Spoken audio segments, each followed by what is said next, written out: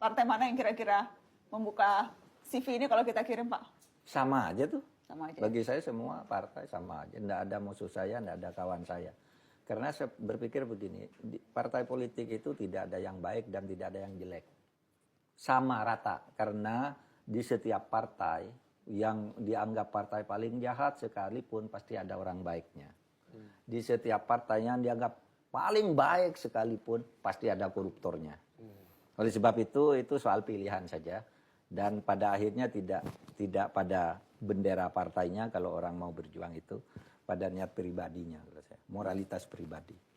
Jadi saya tidak punya kedekatan atau kejauhan dengan partai. Semuanya teman baik, semuanya berjuang untuk kebaikan. Kalau kandidat, Pak?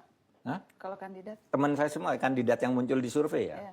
Itu teman dekat saya semua tuh. Pak Prabowo, saya pernah menjadi ketua tim suksesnya dan sekarang dia menjadi struktur di bawah Kemenko Polhukam. Sering ketemu.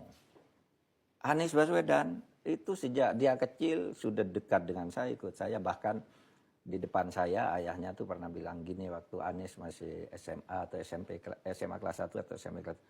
Nis, ini Pak Mahfud nih mau berangkat ke Amerika. Kamu besok kalau besar tiru Pak Mahfud. Inilah orang sukses, inilah orang tekun, inilah orang pintar. Itu Anies dibilang begitu oleh bapaknya kepada Anies ketika saya perpisahan mau ke Amerika waktu itu.